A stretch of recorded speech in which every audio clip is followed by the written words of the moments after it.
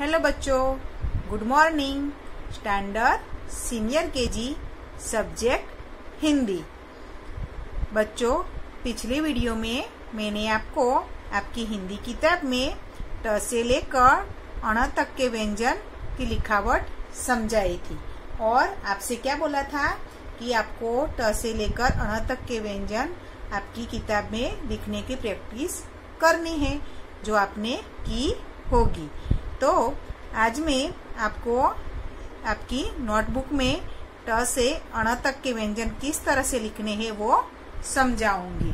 तो आप देखिए, जिस तरह से हमने आगे के व्यंजनों की लिखावट की है उसी प्रकार से आपको ट से लेकर अण तक के व्यंजन अपनी नोटबुक में लिखने हैं। तो मैंने आपको पहले बताया था ना, उसी प्रकार से आपको पहले ऐसी लाइनें बना देनी है। उसके बाद जो व्यंजन हमने सीखे हैं ना इस बार, उस व्यंजन को हमें लिखना है। जैसे कि पहला व्यंजन कौन सा था? ट। ट से क्या होता है? टमाटर। फिर ठ से ठठेरा। ड से डमरू। ढ से ढक्कन और अण से बाण। तो इन व्यंजनों को ऐसे क्रमानुसार आपको अपनी नोटबुक में पहले लिखना है और उसके बाद उसी प्रकार से पूरी लाइन कंप्लीट करनी है। लिखते समय व्यंजनों का उच्चारण करते रहना है। क्या करना है? उसका उच्चारण, यानी कि उसको बोलते भी जाना है। जैसे कि पहला है ट। तो ट की लिखावट हमने किताब में किस तरह से की थी, याद है ना आपको? कहाँ से शुरू किया था? यहाँ से। तो पहले इस प्रकार से लाइन बनानी है, फिर ऐसे आगे ले जाकर धीरे धीरे धीरे धीरे करके इधर यहाँ तक लाना है और उसके बाद सिरों रेखा। समझ में आ गया?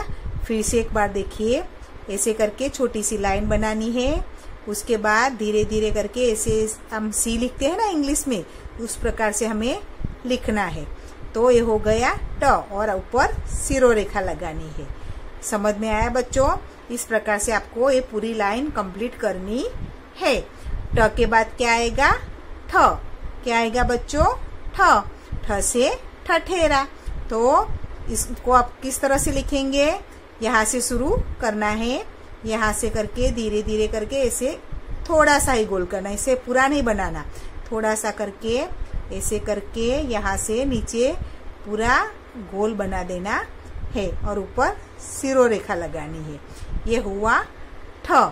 समझ में आ गया? फिर से एक बार देखिए, ऐसे करके ऐसे करके ऐसे करके गोल और ऊपर सिरों रेखा। ये हुआ हमारा ठ। ट ठ। अब क्या आया ये? इसे क्या बोलते हैं? ड। क्या बोलते हैं बच्चों? ड। तो इसकी लिखावट कहाँ से शुरू की थी हमने किताब में? यहाँ से। पहले एक छोटी वाली लाइन बनानी है, उसके बाद ऐसे करके ऐसे करके ऐसे। समझ में आ गया? फिर से देखिए, यहाँ से छोटी लाइन बनानी है, फिर यहाँ ले जाकर ऐसे मोड़कर फिर वापस लाना है और फिर से यहाँ तक और ऊपर सिरों रेखा। ये है ड। ड से डमरू। फिर से देखिए एक बार, यहाँ से ऐसी, फिर ऐसे ऐसे ऐसे और सिरों रेखा। ये हुआ ड से डमरू। अब ट से टमाटर, ठ से ठठेरा, ड से डमरू। अब उसके बाद क्या आएगा? ड से ढक्कन। ये क्या है? ढ से ढक्कन। तो उसकी लिखावट हमने किस तरह से की थी? यहाँ से शुरू करना है।